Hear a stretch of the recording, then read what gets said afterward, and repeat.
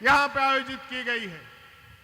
इस देश का इतिहास आजादी से लेकर आज तक किसी के आगे झुकने का नहीं रहा।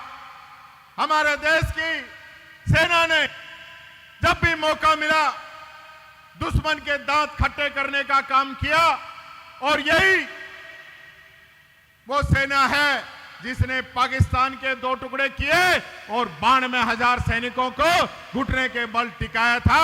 वही हमारी ये सेना है। और उस समय अमेरिका का 7वां बेड़ा रवाना हो गया और इंदिरा जी को कहा गया कि आप युद्ध विराम कर दीजिए, आप पीछे हो जाइए। लेकिन उस समय इंदिरा गांधी जी ने जो निर्णय लिया, पीछे नहीं हटी।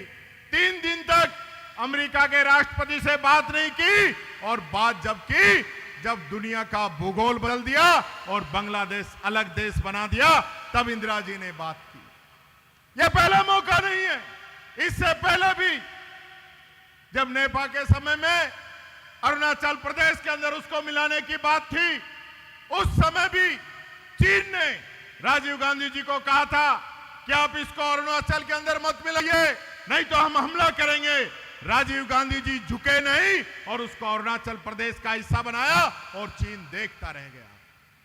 मुझे तो एक बात बड़ी तकलीफ देती है, आपके पसीने की गाड़ी कमाई से हमारे देश के प्रधानमंत्री विदेशों की यात्राएं कर रहे हैं। एक समय तो ऐसा आ गया था कि देश में कम रहते थे और विदेश के अंदर ज्यादा रहते थे।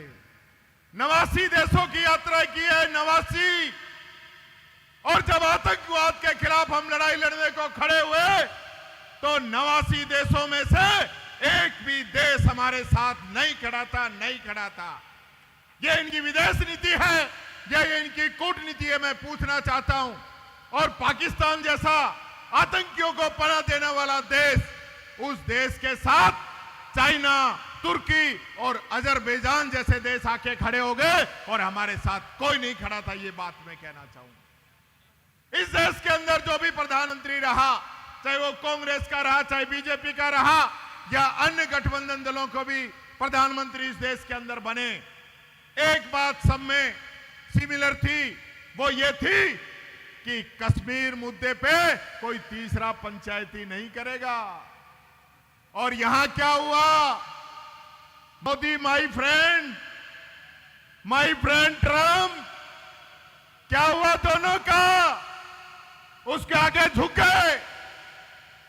मैं देखता हूं आजकल सोशल मीडिया पे बहुत ज्यादा चल रहा है कि अरे डरेंदर, झुकना नहीं था।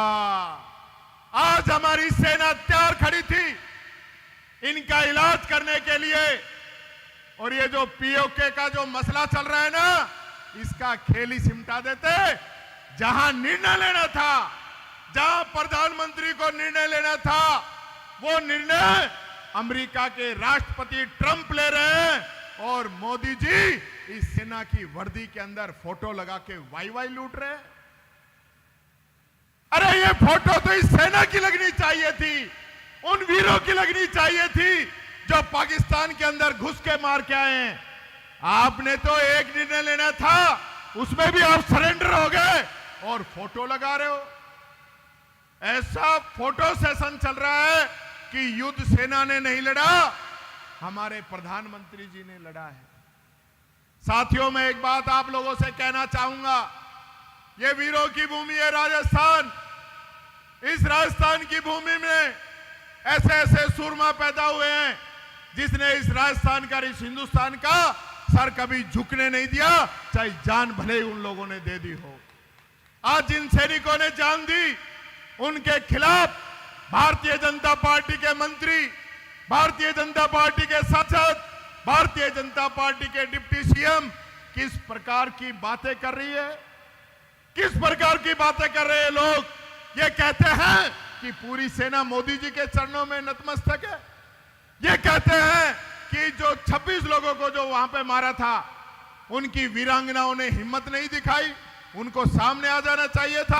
अरे मैं पूछता हूं, वो लोग पाकिस्तान से चलकर हमारी सीमा के अंदर कैसे आ गए? इस चीज का जवाब दीजिए बीजेपी वालों, तब मैं मानूंगा कि आप सही है या गलत है। आप बताइए, पहलगांव के अंदर वो आ गए, पुलवामा के अंदर 40 जवानों को मार के चले गए, इतना आरडीएक्स कहां से आया, आज तक आप पता नहीं लगा पाए। तो कब पता लगाओगे आप?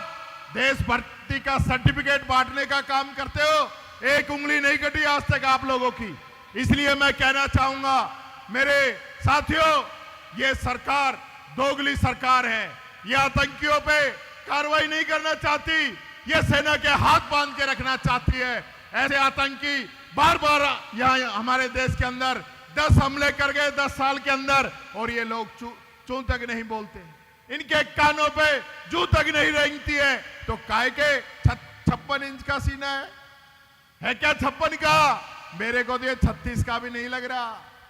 ये हालत इन लोगों की। और मैं कहना चाहूंगा, जो हमारे सैनिक शहीद हुए हैं, क्या वो राजस्थान का सैनिक और हरियाणा का सैनिक अलग हो सकता है? अरे पहले तो अग्निवीर बना के इन लोगों को बांट दिया, और आज राज्यों की सरहद बनाकर आप इनके साथ कुठाराघात कर रहे हो। हरियाणा के अंदर 4 करोड़ का पैकेज और राजस्थान के अंदर 5 लाख का पैकेज। क्यों ये अंतर है? हमारे यहाँ के जो सैनिक हैं, जिन्होंने अपनी कुर्बानी दी है, हमारा जयपुर का जवान जो उन 26 लोगों में था, उसने कुर्बानी दी है, उस परिवार के लिए क्या किया है? अरे जिन्होंने अपनी जान दे दी, उनके लिए भी कुछ करिए मोदी जी। ये सेना की वर्दी के अंदर फोटो खिंचाने से काम नहीं चलने वाला है, नहीं चलने वाला है, नहीं चलने वाला है। यही बात कहना चाहूंगा। बहुत बहुत धन्यवाद। जय हिंद, जय भारत।